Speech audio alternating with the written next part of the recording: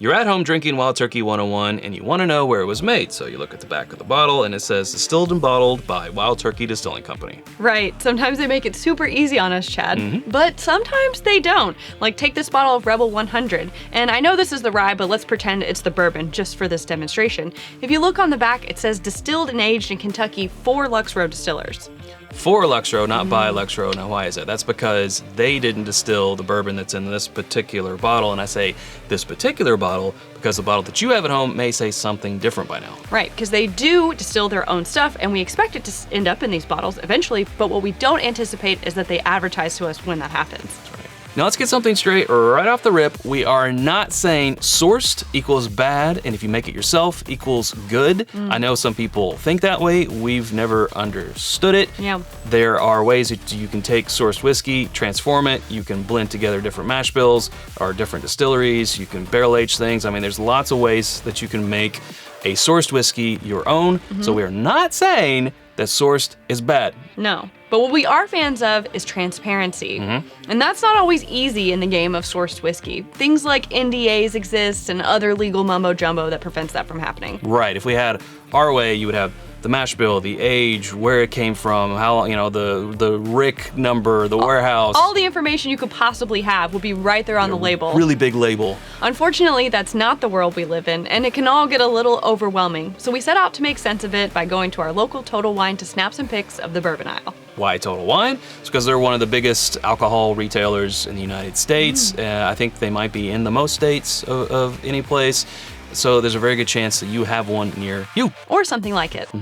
We learned a lot by doing all the research that went into this episode, and we hope you do too. So come along with us into the Bourbon Aisle. Boom. Here we are, our familiar view, right? Step into our office. Yes. Now, there's several different ways that we could approach this episode. One way would be to look at the parent company of who owns these distilleries. Another way to look at it would be, okay, if they are sourcing, who is the distillery that is giving them their juice? Who's the man behind the curtain? Yeah, exactly.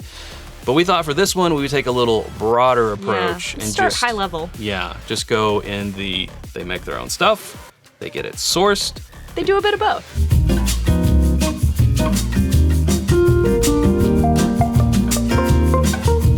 So first, just to give you an idea of the scale of this aisle behind us, let's shrink it down to where it fits just in this screen. That's impressive. Impressive, yes. Also very hard to see what's going on. It is, I can't see it. So let's zoom back in.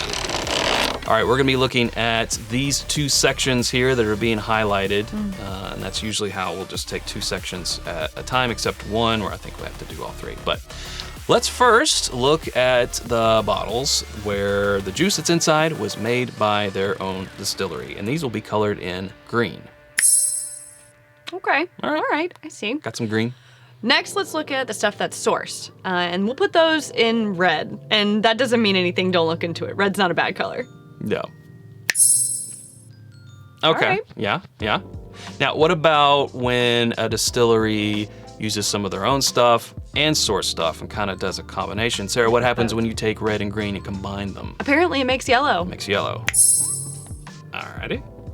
Now, I'm not seeing any in these two sections, but there are some others that'll be gray, and that just means inconclusive research. So instead of assuming we just colored it gray, you'll see that later on.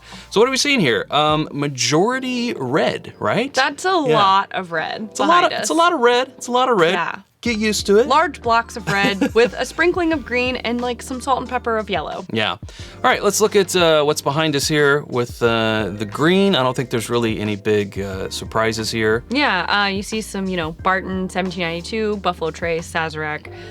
We got some Beam Suntory in there. And Breckenridge. Just like these are the people who, they own their brands, they distill themselves, it's in the bottle, it's clear. 291 Colorado, right. More red than I was expecting to see, to be honest. Now again, this is sourced, source blended, or contract distilled. All three of those mash into the red here. And that's a good point, Sarah. Some people make that argument as why sourced isn't real. They'll say, well, at least if you contract distill, you go to the distillery, you say, I want you to make this mash bill for me. And then And they execute. And that's better than if you just buy their barrels and then put it in a bottle and say, here's this. I don't know, Chad. I mean, if it tastes good and it's at the right price and I can find it, then it's good whiskey to me. So. I mean, I see where they're coming from with that, but also, you know, but also you're wrong, Chad. Well, no, but you know, your opinion is your own. But the sourced and blended, or you know, look at Barrel Craft Spirits. Right, big footprint here in the red. Right. They source from usually 3 different states, blended together to make something where the sum is better than the parts is their goal for that. And they play with lots of finishes and things too. I mean, that's kind of their whole brand vision is to be able to source, blend, and finish. So yeah, a brand like Barrel Craft Spirits, not surprising to see in the red section. We already know that, but take a look. There might be some other ones in there that surprise you that you didn't know were sourced. And then we have yellow, which is a combo. And a good example of this one is on the edge there, you can see Bardstown Bourbon Company Fusion, which it's in the name. It's a fusion of their distillate and sourced distillate. Now, if you see the Origin Series bottle, that is all their distillate. 100% so their again, another reason why they are a combo distillery. They do a bit of both. All right, let's move on down the aisle. All right. Here we got some whole shelves here with the 4 Roses. That's all their stuff. We have some Heaven Hill up there and Elijah Craig. And look at that, a Henry McKenna. The day that I was there taking pictures, there's a Henry McKenna. I hope you left it there, Chad. I did. Didn't want to pay that price. It was pretty high. Yeah, we got some craft there over here with the Garrison Brothers. They're from Texas. Self-Distilled. Yeah. They're in the yellow, though, Bullet. Now, Bullet's another situation a lot like we used the Rebel 100 example. We're sourcing, but they're now distilling their own stuff. And when they have been for a while. Is it a crossover, or is it a change from close this chapter, open a new one? We don't know, and we probably won't know. And whenever there was, a potential of, I don't know, it could be their own, and they could still be sourcing. It was a question. Just put it in that yellow. It's safer to list it in the yellow. But things like their 10-year expression, that's definitely sourced. They don't have anything that's 10 years old yet, but that's true. Just left it all yellow for that sake. A lot of red here, Chad. Yeah, a lot of red. Red. Around here. You know, I see the Calumet up there, and I think that's actually a really good example of a sourced whiskey that I think a lot of people would consider as good. Now, I've heard feedback from some people not being happy with it. It's not a blanket statement. Right. However, it is older Barton sourced.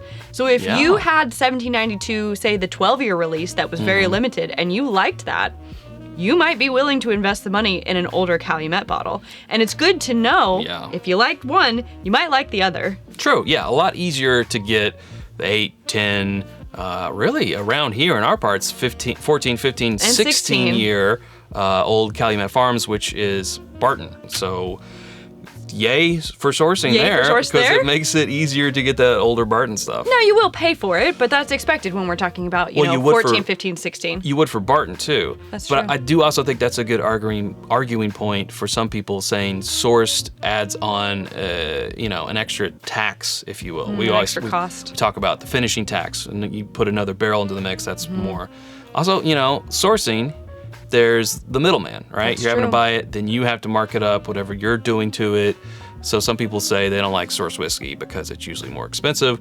That's not always true, but something to look out for. I hear it, yeah. All right, I need a break. You guys might need a break too, so let's hit pause, and it's a perfect time to tell you about our home on the internet. It's whiskyambitions.com. It's where you can get the hat and the pocket tee, the t-shirt that you're wearing, Sarah. Of course, all of our glassware that we don't have for this episode. A new, bigger, improved batch of bottle cut candles is out right now, and more coming soon at whiskyambitions.com. And you can become a patron at patreon.com/itsbourbonnight for as little as $1 a month, and that is where you can get access to our barrel picks and special events, like the Kentucky trip that we have coming up this fall. Just sold out. Sold out, folks. And more. We'll be right back. This episode was inspired by a creator, and we always like to give credit where credit is due. So shout out to Cancel This Clothing Company on TikTok. In this video, he's going to the toothpaste aisle, but he's also done cereal and shampoo, etc. He goes to these aisles and he's looking for big mega corporations, which he colors in red, trying to see if there's any independently owned products on the shelves in stores. So that gave us the idea to take this concept to the bourbon aisle, just doing it in a little different way. But if you'd like to see us research the companies behind the big distilleries, let us know. We'll gladly do it. All right, we got some more green here. I'm liking the green in this section. Green. Not that red's bad. No, not that red's bad. Actually, that's, wow. I guess just like in my brain, I've associated green with good Green and red means with go, bad. red So, means stop. okay, let's check our own biases right now. I just checked mine. Yeah. I mean, you know, we see some Jack Daniel's stuff, Knob Creek, so Beam Suntory, some Yep. Heaven Hill down there on the bottom. We got a little JTS Brown hiding up there. Yeah. Not a bad pickup. It's a very value bottle. You got some cans of Coke in here. Yeah, Do they always between the Jack. Self-Distill? I'm not sure. Yes. Distilling some Coke. Right. A sprinkling of red. So we see some source bottles in here. We've got the Goodwood, which again, they source and then they finish in the Goodwood barrels. The Jefferson's up top, which, you know, I think that they've always Yeah. sourced they've and always blended. That's kind of been their whole thing. Sourcing. I knew they had a home at the Kentucky Artisan Distillery and also at Bardstown Bourbon Company. Ready for the next? All right, in this section, we see Beam Suntory owning most of the top shelf up there. There's also some Brown Foreman with the Old Forester. We got some Heaven Hill down there on the bottom and some Peerless. Love to see that. And what's next to the Peerless there, Chad? Well, that would be Penelope over noticed here. Now, yeah, it's that's green. in green. So why is it green? If this was a couple months ago, that would have been in red. But Penelope was purchased by the people that they were sourcing from, MGP, Ross and Squibb, whatever you want to say. So I had to say, well, they own it. And it's public knowledge. It's public knowledge. And that's what's in the bottle, so it's self-distilled, right? You can make an argument. You know what? either This is the way, logic but that we're using, and yeah. we're putting them in green, and we have decided. Exactly. Yep. In red, I think it's no surprise down at the bottom to see Nulu. Again, another brand that's known for sourcing, blending, finishing. Yeah. Very much in that line. Right here, we got some New Riff, which is their own distillery. Now, you know, they had OKI, and I love this story because it's sort of, for me, it's sourcing done right. Yes. When you're making your own distillery. They had OKI, which was a source brand, while they were aging their own stuff. New Riff. When New Riff got to 4 years old, they discontinued the OKI brand and said, okay, now here's OKI. They said OKI. They said OKI. Here's New Riff. Now, since then, the OKI brand has been brought back, purchased by someone else, which I have too much information in my brain right now to recall who that is, so don't even ask me. Don't ask me. Don't ask That's me, a story Sarah. for another time, Yeah, Chad. but I like how they did that. Right, again, with the transparency that we very much like. We talked before about not always knowing when these crossovers happen. And I liked that it was very clear when that crossover happened because they said, hey, we're going to discontinue this one and we're going to launch the brand that is our own distillate. Yes. And that's what put it fully in the green instead of a yellow. All right, let's go to the next section. Now in this section, it seems to be about 50-50 green and red with a couple yellow spots in there. We see some more Barton over here. We got some Wild Turkey. Yes. What else? 10 High. Yeah, but yeah, some red coming in here with like your Smoke Wagon. Right, which we know is sourced. Your 3-chord. There's our Again. Rebel example down there, Source. which could, you know. Question mark? We put it as that, yes. Bluff Springs, right over, I don't know, might be here. I wanted to talk about that because we have a bottle right here. Look at that. Where'd you get that from, Chad? From Total Wine. Not sponsored. This is interesting because it's Heaven Hill Distilled. That's not on the label. It just says Bardstown. Didn't know that. You ask around, it's Heaven Hill. Okay. Now, normally you'd say this is 90 proof and costs a little more than Elijah Craig, so I'll just get Elijah Craig. Right. But technically, this is a mash bill that Heaven Hill doesn't put out in the expressions core. they claim. Right. Right? So this is actually 70% corn, 20% rye, and 10% malted barley, where you know Heaven Hill is always the 12% malted barley, 12%. more so than the rye. So this is less corn, more rye. So it's sort of a unique way. Another like, yay, sourcing. We wouldn't get to taste this if it weren't for that. So Well, I think it's interesting. You know, that's where education is key. Like, you can do what you want with that information. Maybe you will still stick with the Elijah Craig and you'll say, I don't care about the different mash bill. Right. But if you're a Heaven Hill super fan and you want to try everything that they make, then it might be worth it to buy a bottle of Bluff Springs and see what that tastes like compared to your, you know, core portfolio Heaven Hill items. agreed. All right, I think we got one more section here, maybe. Let's see it. Oh, it's just a little guy. Last It's a little section here. Yeah. We see some Brown Foreman down there with the Woodford at the bottom. We got Wilderness Trail, little peeking through right there. Willet Pot Still up at the top. Interesting, that's green. Used to be sourced. Okay. Willet Pot Still, the expression is their own stuff. They actually even changed mash bills on that. So talk about sort of a jarring. That's right, because it's weeded now. Yeah, it's weeded. It's weeded now. Wow. So that was a big kind of flip over when they did that, but it's their own stuff now, right up there next to the Woodinville and also their own the stuff. Wyoming whiskey up there. Yeah. And then a bunch of Walcott in red and some other things. Yeah, I got some Mostly just Walcott and a WM Tar. WM Tar, Yellowstone in the yellow kind of combination. They're doing both distilling and sourcing some stuff there.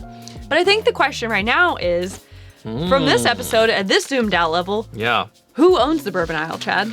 Well, Sarah, I think we had 200 and About 220. 220 in our Excel sheet, and those aren't even just the expressions. That's more just sort of brands. So it would be, they have more SKUs than that, trust me. Sure.